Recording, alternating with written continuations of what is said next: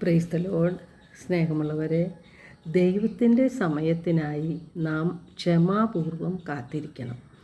സഭാപ്രസംഗകൻ 3-ാം അധ്യായം 1 തിരുവചനം പറയുന്നു, എല്ലാറ്റിനും സമയമുണ്ട്. ആകാശത്തിന് കീഴിലുള്ള സമസ്ത കാര്യത്തിനും ഒരവസരമുണ്ട്. നാം അമ്മയുടെ ഉദരത്തിൽ ഉരുവാകുന്നതിന് മുൻപേ നമ്മെ ഓരോരുത്തരെയും കാണുകയും അറിയുകയും ചെയ്യുന്നതാണ് നമ്മുടെ കർത്താവ്.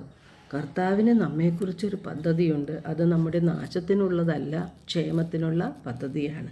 നമുക്ക് ശുഭകരമായ ഭാവിയും പ്രത്യാശയും നൽകുന്ന പദ്ധതി. അപ്പോൾ എല്ലാ കാര്യങ്ങളും ദൈവം മുൻകൂട്ടി കണ്ട് നിശ്ചയിച്ച് അവയെല്ലാം ക്രമപ്പെടുത്തിയിട്ടുണ്ട്.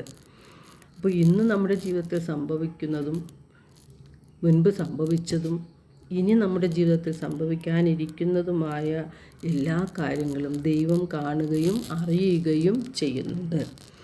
ദൈവം സർവശക്തനും സർവവ്യാപിയും സർവാധിപനുമാണ്.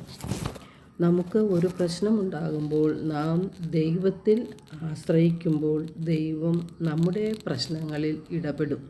അത് ദൈവത്തിൻ്റെ വാഗ്ദാനമാണ്. അപ്പോൾ ദൈവത്തിൽ ആശ്രയിച്ച് മുന്നോട്ട് പോവുകയാണ് നാം ചെയ്യേണ്ടത്. ദൈവത്തിന് അസാധ്യമായി ഒന്നുമില്ല.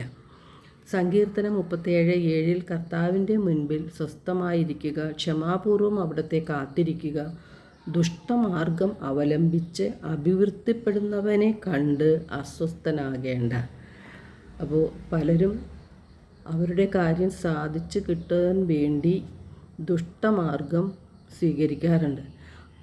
അങ്ങനെ അവർക്കുണ്ടാവുന്ന താൽക്കാലികമായ അഭിവൃദ്ധി കണ്ട് നാം അസ്വസ്ഥരാകുകയല്ല വേണ്ടത്. കർത്താവിൻ്റെ മുൻപിൽ സ്വസ്ഥമായിരുന്ന ദൈവം നമ്മുടെ കാര്യത്തിൽ ഇടപെടുന്നതുവരെ നാം ക്ഷമാപൂർവം പ്രാർത്ഥനയിൽ ദൈവത്തിൽ ആശ്രയിക്കുക.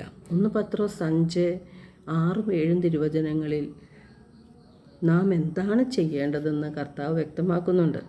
കർത്താവിൻ്റെ ശക്തമായ കരത്തിൻ കീഴിൽ താഴ്മയോടെ നിൽക്കുവിൻ, തക്ക സമയത്ത് അവിടുന്ന് നിങ്ങളെ ഉയർത്തിക്കൊള്ളും. നമ്മുടെ ജീവിതത്തെ മാറ്റിമറിക്കാനായിട്ട് നമ്മുടെ പ്രാർത്ഥനയ്ക്ക് കഴിയും.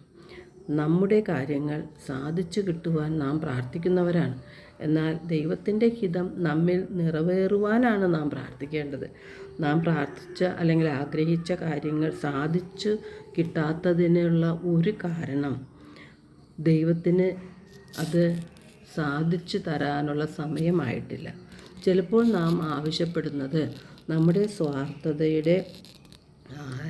സ്വാർത്ഥത ലക്ഷ്യമാക്കിക്കൊണ്ട് ദൈവത്തിൻ്റെ മുൻപിൽ തിന്മയായിട്ടുള്ള കാര്യങ്ങളായിരിക്കാം നാം ചോദിക്കുന്നത്. അത് നാം എത്ര പ്രാർത്ഥിച്ചാലും ഒരുപക്ഷെ നമുക്ക് സാധിച്ചു കിട്ടുക ഇല്ല.